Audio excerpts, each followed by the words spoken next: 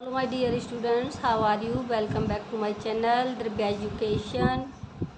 Today I will teach you Fire and Ice chapter 2 poetry class 10th. It has been written by Robert Lee Frost.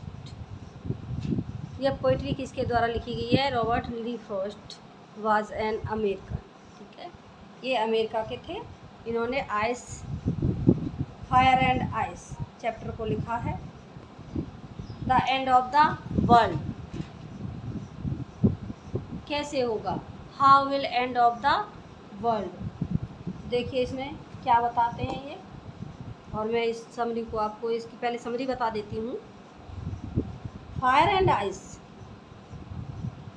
देखिए मैं अपनी तरफ से बताती हूँ, पोइम से नहीं, बुक से नहीं बताऊँगी. Fire and ice is a highly symbolized poem by Robert Frost. Fire और आइस नामक जो कविता लिखी गई है, ये प्रतीकात्मक कविता है जो रॉबर्ट ली फ्रॉस्ट के द्वारा लिखी गई है. This poem is a meditation about how the world will and. The poet says that the fire of the lots and endless desires and eyes of hatred among human beings will put this world to an end one day.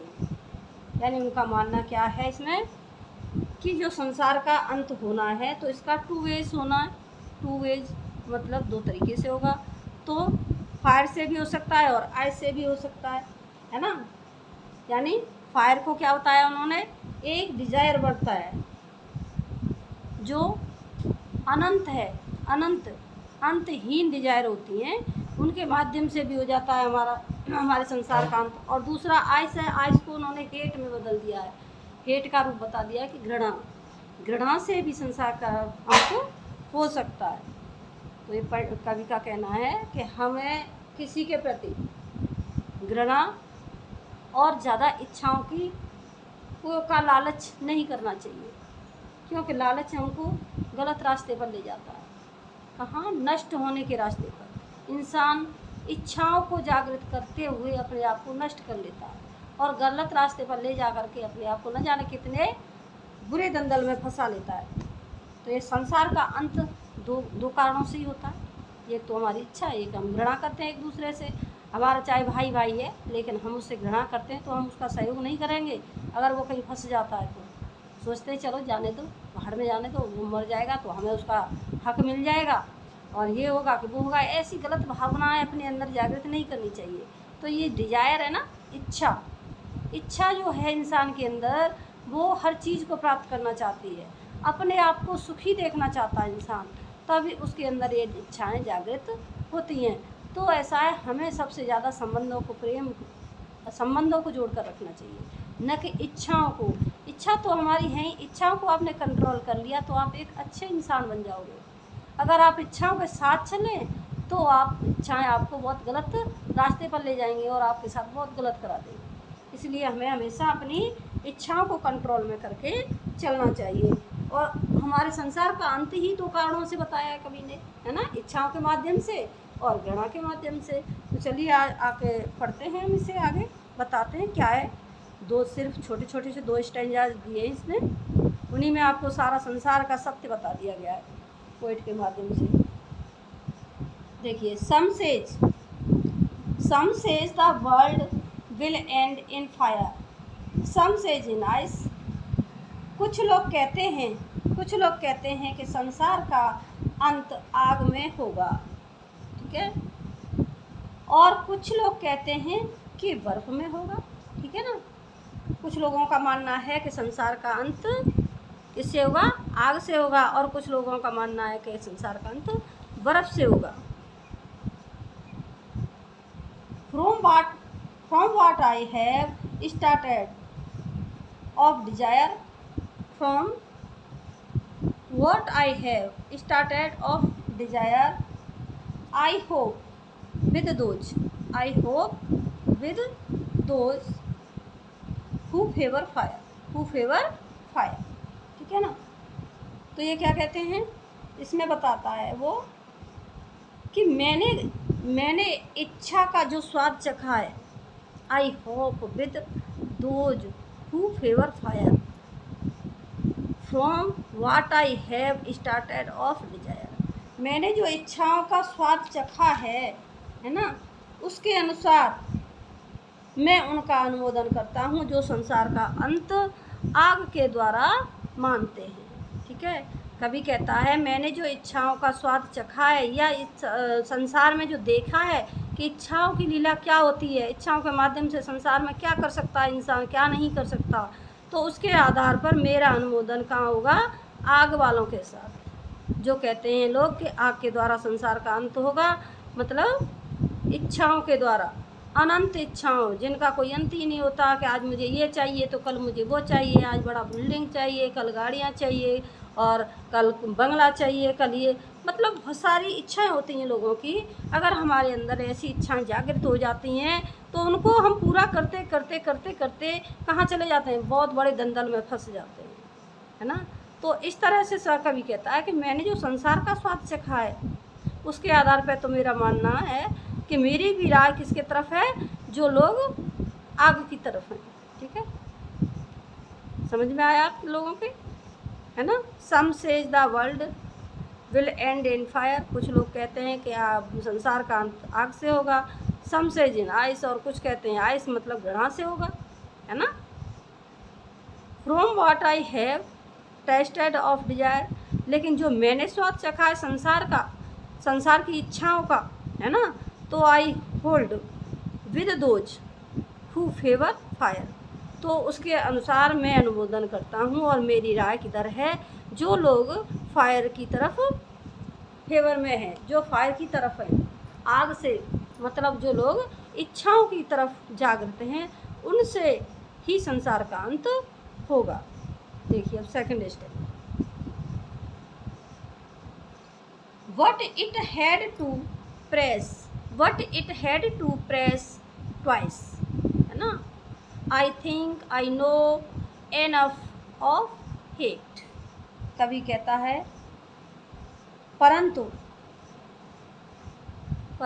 But, है ना, अगर इस संसार का अंत दो बार होना हो तो मेरे विचार में घृणा भी कोई कम चीज़ नहीं है ना। enough of hate, घृणा को भी पर्याप्त माना जाता है।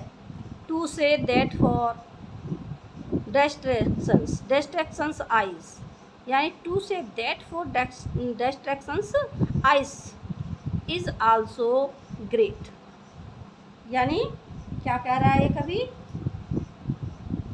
कि मैं कह सकता हूँ, जानता हूँ और कह सकता हूँ कि विनाश के लिए बर्फ़ भी जोरदार है और पर्याप्त होगी। बर्फ़ भी कोई कम नहीं है, मतलब घृणा भी कोई कम नहीं है संसार को नष्ट करने के लिए, ये भी ग्रेट है, जोरदार है, एंड पर्याप्त है, सफिक्स है, पर्याप्त है, सफिशिएंट है। ठीक है ना। तो इनका मानना है कवि का कि आई थिंक आई नो, जो मैंने देखा है, मैंने सोचा समझा है, जाना है, तो उससे मुझे भी ये लगता है कि हेट ही पर्याप्त है संसार को नष्ट करने के लिए। To say that for distractions आई, संसार को नष्ट करने के लिए बर्फ़ भी किसी से कम नहीं पड़ेगी, अगर घृणा भी कोई कम नहीं है। अगर हम किसी से घृणा करते हैं तो उसके विपक्ष में न जाने हम क्या क्या कर जाते हैं, है ना, कुछ भी करने के लिए रेडी हो जाते हैं, फिर हमारी मानवता है वो नष्ट हो जाती है उसके प्रति। जहाँ हमारी घृणा जागृत होती है वो मानवता नष्ट हो जाती है ना। इज़ आल्सो ग्रेट, ये भी महान है, कौन, आइस, एंड वुड सफिक्स, और ये पर्याप्त भी है संसार को नष्ट करने के लिए। जिस तरह हमारी डिजायर उसी तरह हमारी आयस, दोनों में किसी में भी कोई कमी नहीं है। अगर संसार का नष्ट दोनों तरीके से होना है तो इन दोनों में से एक ही चीज़ पर्याप्त है। क्या, एक ही चीज़ पर्याप्त है, कुछ भी चीज़ हो वही हमारे संसार को नष्ट कर देगी। ठीक है ना। तो ये है आपका आज का चैप्टर फायर एंड आइस। अब इससे आगे आप देखेंगे इसका क्वेश्चन एंड आंसर। देखिए question answer, think about necessary, NCERT exercise, NCERT poem. There are many ideas about how the world will end, do you think the world will end someday, है ना। There are many ideas, बहुत से लोगों के ideas हैं यहाँ पर, विचार हैं कि संसार का अंत किस तरह होगा। डू यू थिंक, क्या आप सोचते हैं कि वर्ल्ड विल एंड, है ना, एंड समडे, कि संसार का अंत किस दिन होगा। Have you ever thought what would happened if the sun got so hot that it burst, यानी क्या आपने कभी सोचा ऐसा कि कभी सूर्य इतना गर्म हो जाए कि गर्म होकर के वो फट जाए, है ना, तब क्या होगा। और ग्रो कोल्डर एंड कोल्डर, यदि ठंडा मौसम इतना ठंड हो जाए कि बहुत ज़्यादा होता चला जाए तो क्या होगा, यानी ठंडा मतलब बिल्कुल संसार जम जाए, इतनी ठंड हो जाए, तब क्या होगा, तो संसार का नष्ट ही होना है ना। दूसरा क्वेश्चन देखिए, इसका लॉन्ग आंसर करना है आपको। For Frost what do fire and ice stand for, है ना, फ्रॉस्ट के लिए आग और बर्फ किसके प्रतीक हैं दोनों, stand for. Here are some ideas, है ना, देखिए यहाँ पर दे रखे हैं इसने, greed, avarice, cruelty, conflicts, fury, intolerance, है ना, इंसेंसिटिविटी, कोल्डनेस और इंडिफरेंस, हेटर्ड। तो देखिए हेटर्ड को दिया ही था इसने, है ना, कोल्डनेस दिया ही था, तो इन्हीं में से आपको सॉर्ट आउट करने हैं ये, ठीक है ना। आगे देखिए क्वेश्चन को, what is the rhyming verse schemes of the poem, how does it help in bringing out the contrasting ideas in the poem.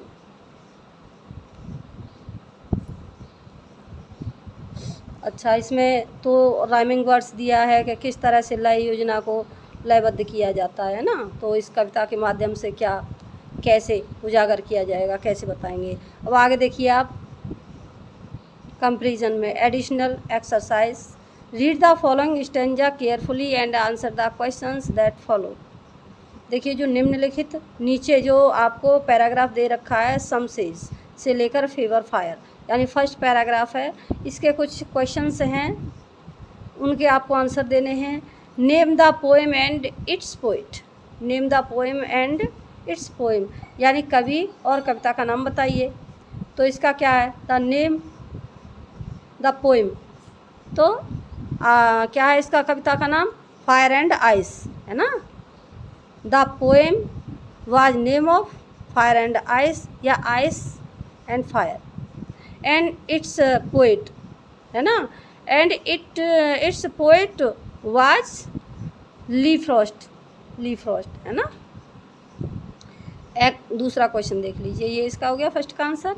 According to some people how will the world end in fire. अच्छा, according to some people, कुछ लोगों के अनुसार, how will the world in end in fire, कि कुछ लोगों के अनुसार संसार का अंत फायर से कैसे होगा, है ना। तो फायर से कैसे होगा, वही हेट, हेट तो हो गया आइस, और फायर क्या है, डिजायर, ठीक है, वाइट डिजायर, क्योंकि इच्छाओं की लोगों की इतनी इच्छाएं होंगी प्रबल, जिनके माध्यम से संसार का अंत हो जाएगा, फायर, है ना। और आग से भी हो सकता है, यानी जैसे कि इतना वो सूर्य इतना गर्म हो जाए, इतना गर्म होकर जाए कि वो एक दिन भ्रष्ट ही हो जाए, तो भी संसार का अंत होना ही है ना। What does ice mean here, ice का यहाँ पर क्या मतलब दिया है, तो हेट, क्या है यहाँ, हेट, ठीक है। व्हाट फायर, वो नहीं sorry, what is the rhyming scheme of the stanza. अब इस स्टेंजा में कौन कौन से आइस और फेवर, देखो इसमें स्टेंजा में इधर देख लेते हैं।